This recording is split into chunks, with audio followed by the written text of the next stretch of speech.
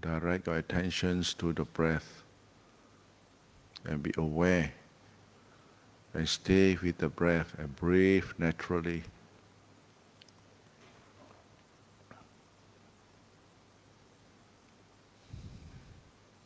When we're still alive, when the breath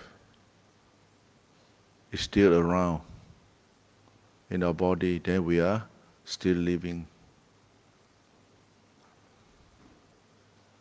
And just now I got a call from my friends who's looking after the monastery in Umkoi. He went back home to visit his mother, bedridden mother, and found that the mother passed away. he thought she was sleeping. When he went back home, he thought the mother was sleeping, so he don't want to wake up the mother, let her sleep. And later they discovered that, she's not sleeping, she gone already. And so he called me just now and said, "Hey, Ajaan, I thought my mom was sleeping." No, she's gone already. Because he informed me. So I asked him, how many, don't put the body too many days. Waste of resources, waste a lot of things. It's meaningful, life is meaningful when we still have the breath. It's useless when you're breathless.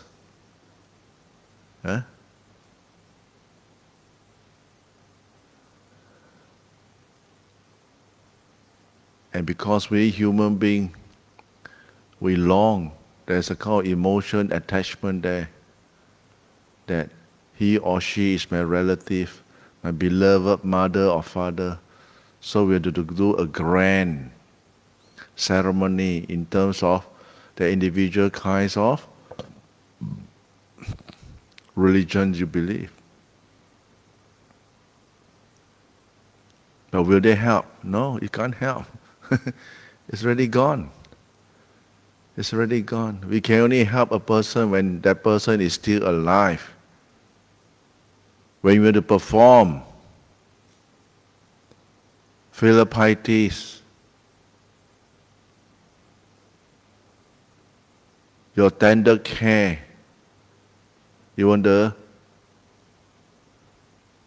express your love, your care to your parents. Do it when they are still alive.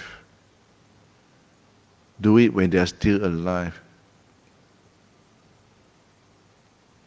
Get them those food that they want to eat, or like those things that they want.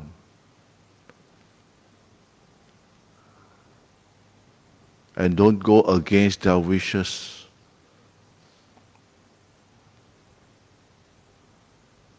Even though you are able to fulfill all these requirements, the Buddha says, no, you still haven't done your duty yet. You still haven't done your duty. You still haven't fulfilled your duty as a son or daughter to your parents.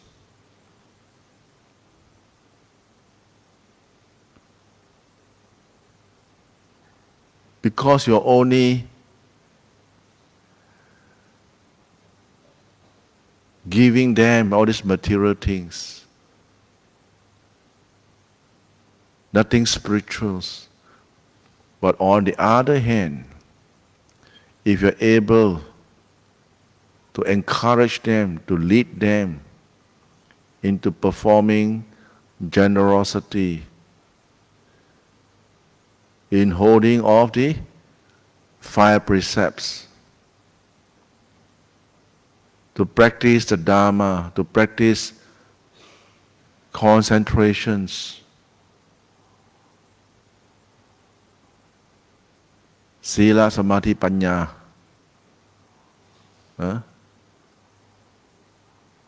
to to practice the way that leads us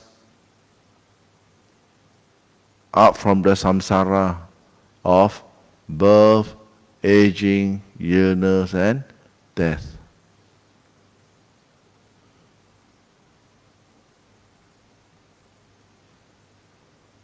Until they can attain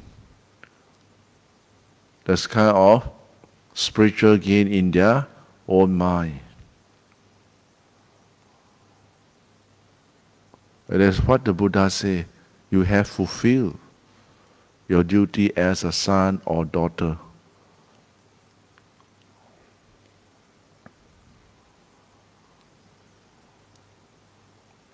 And why we are unable to influence our family members into something that is skillful and beneficial for oneself. Why? We must live by example. Right? We must live by example in ourselves. We must be a person who upholds the precept. We must be a person who practices generosity. We must be a person who practices meditation in calming our own mind. We must be a person who practices loving kindness. Learn how to forgive. Don't take grudges so much in our life. Right?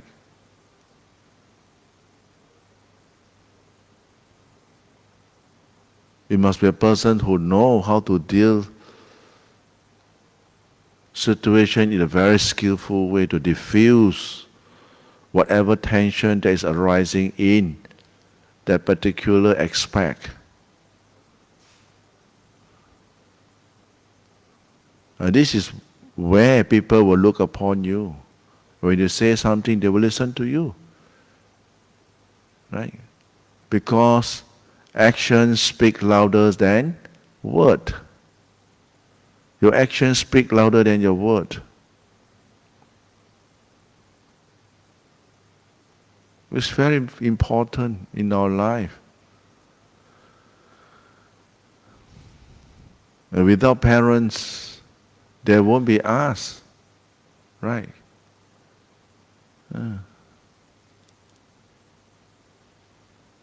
And old people, they are very grumbly at times. When a person who has already been facing a lot of hindrance and difficulty in his life, going back home facing another old people, grumbling, things that sometimes can be quite unreasonable. And you see how your mind reacts. Right? How your mind reacts. Angry, shout back, or cursing. And this is the practice. That's why when we are facing difficulty in this journey of our life as a human being, there are many things we will encounter.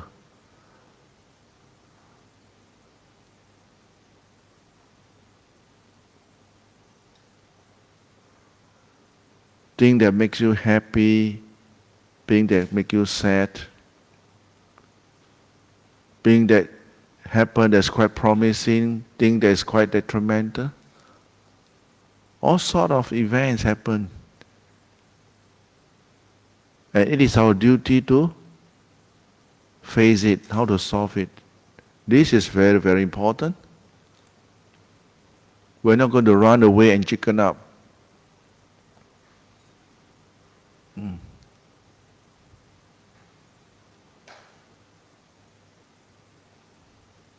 The more we meditate, the more we try to calm the mind down, the more effort when we are putting in developing our mind, the more hindrances and difficulty will arise to counter us.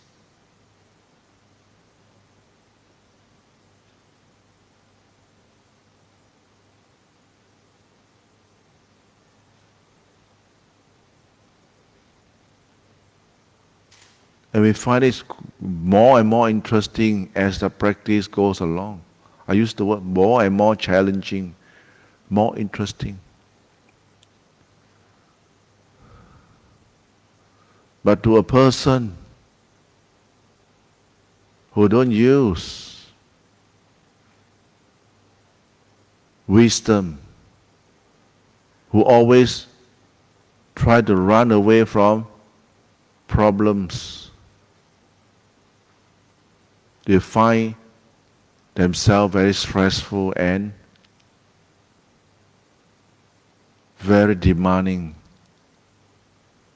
that they want to give up easily.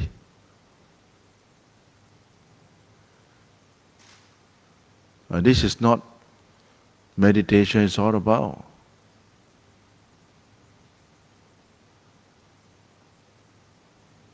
So remember, when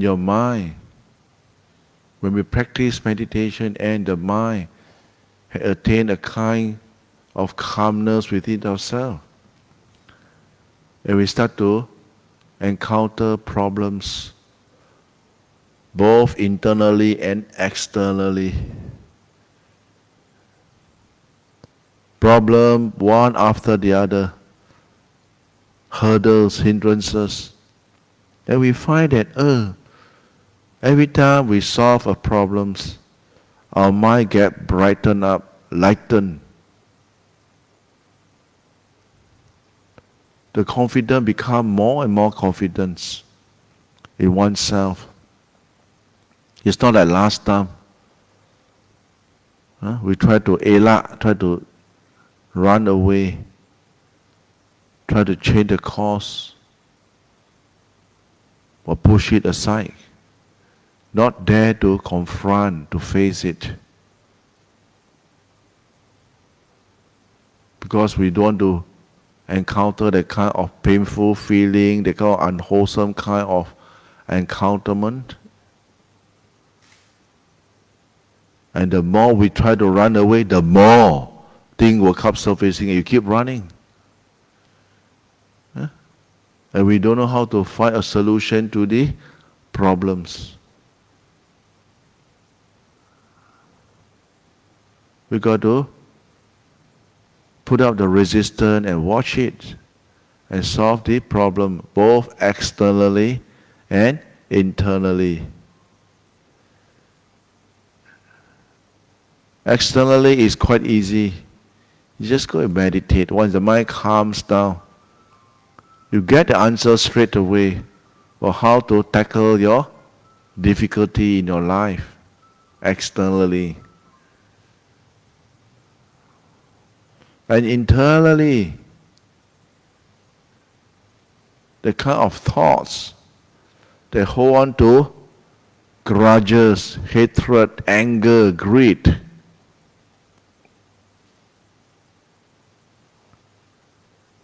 This type of mental state, we need to have very strong mindfulness, always on the watch.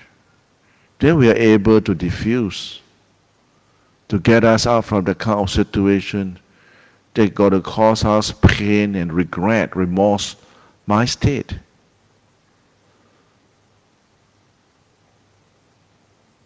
So that is meditation.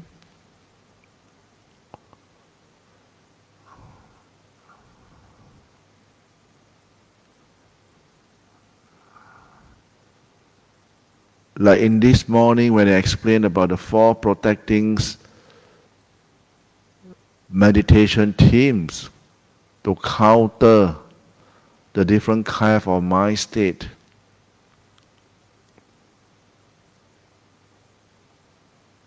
It's because our mind, when it's attached to certain thing, it will take side.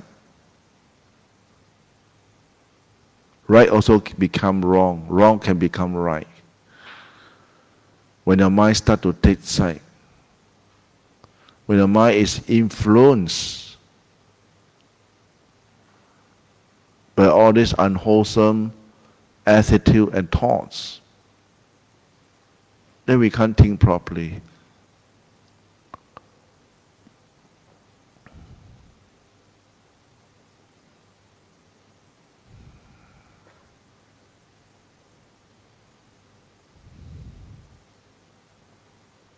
So this breath of ours is a natural object for us to focus.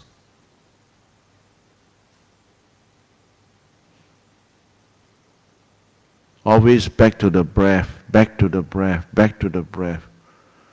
Get yourself be acquainted, get yourself be familiar with your own breathing,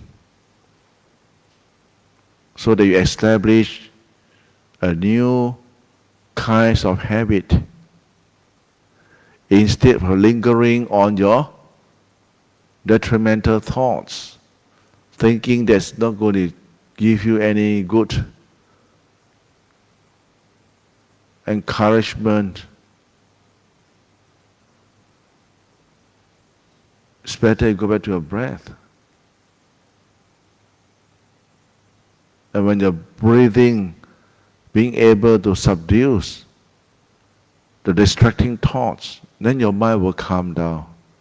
When the thought disappears, the mind becomes at ease. Your feeling will become very, very light and long, because your mind at ease.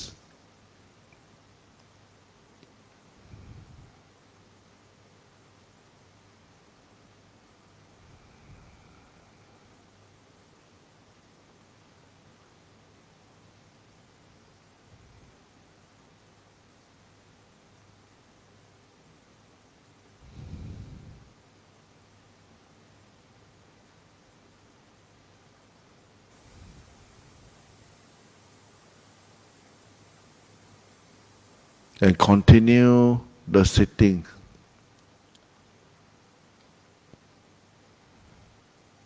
Using the breath as your point of reference